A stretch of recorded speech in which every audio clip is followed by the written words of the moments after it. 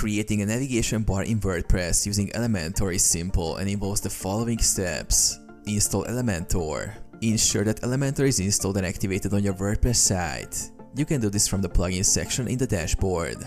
Create a new header template. Go to Elementor, Templates, Theme Builder. Click Add New, choose Header as the type of template and give it a name. Add the navigation menu.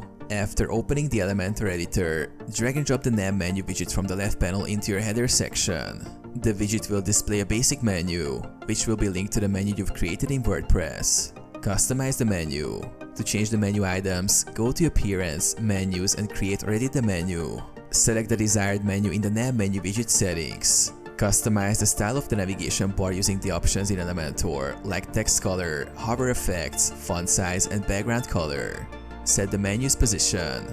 You can adjust the layout of your navigation bar and make it sticky if desired, so it remains visible when scrolling. Publish the header. Once you're satisfied with the navigation bar, click Publish. Set conditions to display it across your entire site or specific pages.